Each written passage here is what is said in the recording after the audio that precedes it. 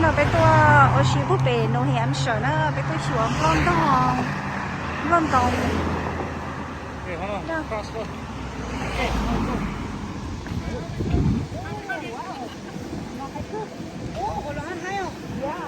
tụi này thấy từ đây bóng trai cho nó nè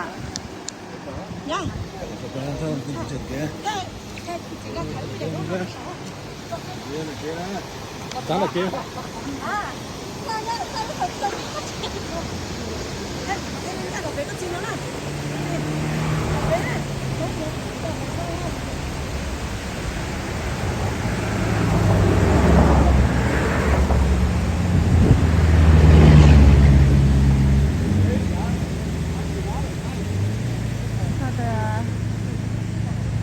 silver casket nè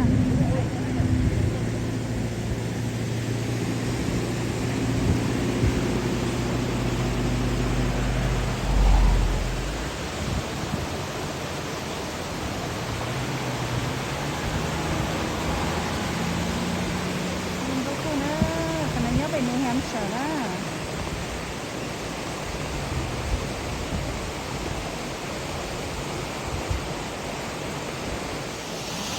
Tụi nó trực tiếp thay đổi đó. Đừng có chấp lại đi à.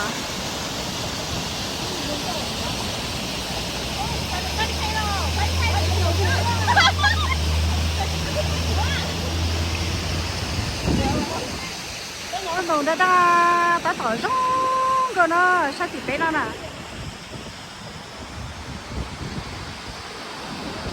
lúc trên nó hiểu lúc trên đang đồng ra nè số hải nhân đấy tôi sao có thì bé nó tôi sai trong đồng đấy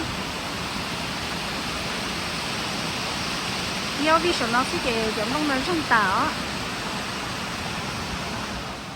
muốn nói về những công tác cho để chế là con nhiều sự được đây nó đó một ta té này làm lúc trong này thì một đại té là nó phải dùng cái này dùng lăng nó phải sử dụng cái đặt câu nó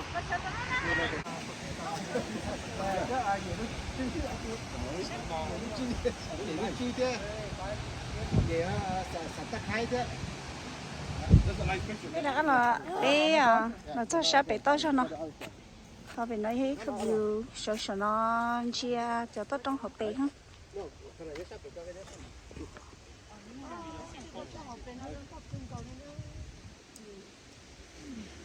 như trâu cho chỉ cho bỏ lông đồng đa hàng ta cho bút cho trong bút bé cho lông cho to đa hàng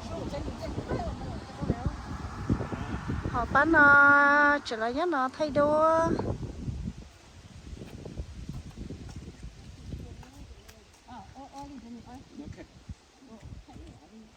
nó bây giờ tôi tụi này ít từ đây bóng trà thì bé của nó là bé to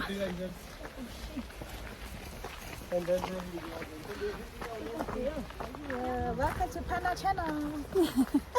Welcome to my channel. Subscribe cho quý vị xứ nó là bé tô si bé New Hampshire bé tô cho bé sa bài đế bé to tôi kéo chưa giờ lúc này có chơi này sa bài đế hiking trail sân bài đê nó lo sa bài đế nó sân bài đê là con đê nên chọn bài lấy chơi nó lo có bọn chơi lắng lấy à Bên gió bè ha. sao bên chơi nên muốn chọn chơi lắng nó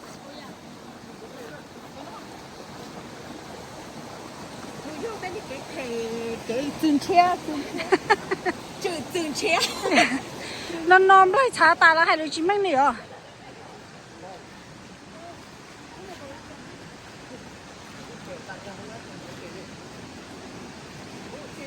Nó chỉ có những cái đó là vậy. Thì bỏ đây à.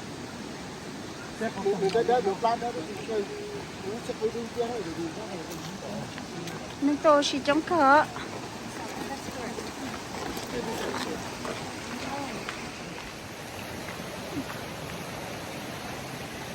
trên nhà last time bên một đó chị friend chị nhà cái con chơi tụi nó lo rồi gì trời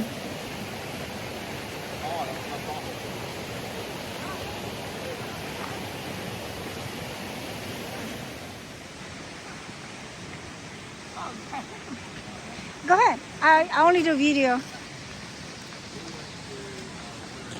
They have one of the things with our package there was shooting. Oh yeah. Nên tôi chỉ chống khơi phải nó này.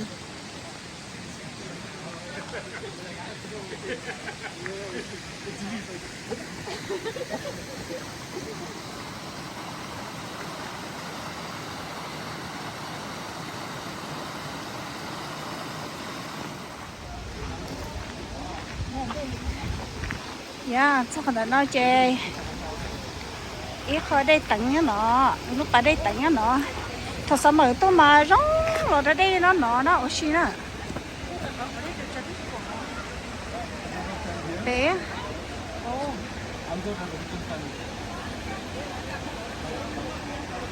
Bây giờ tên tay sẽ nó chơi nó sợ.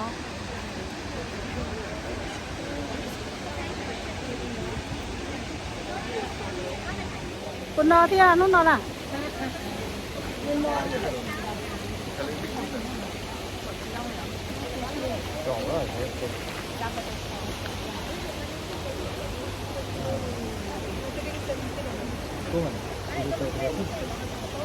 Ừ.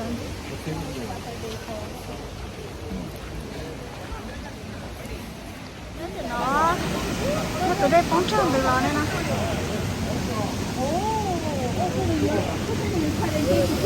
À chị nè.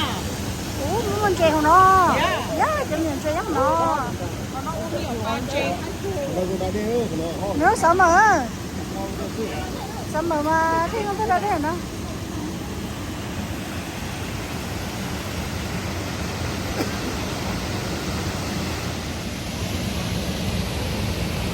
Mình thay cục thay nề đi.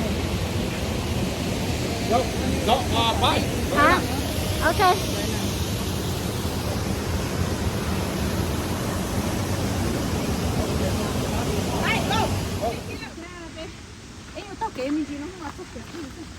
Charlie Shah. Nó hỏi cái vụ cũ.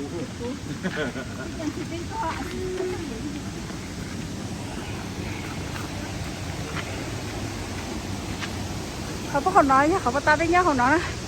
Cái gì là nó sạch nó lại.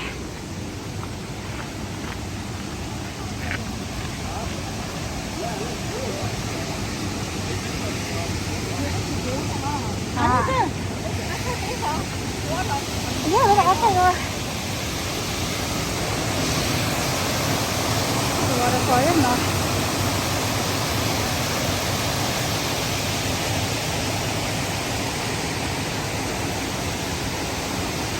Cái bên nhớ tới sao, biết không nào? Cái sổ to sổ à? Đây là các thành sổ to nè. Cái đây bóng trà nổi nó đấy, giống như cái gì? Oh,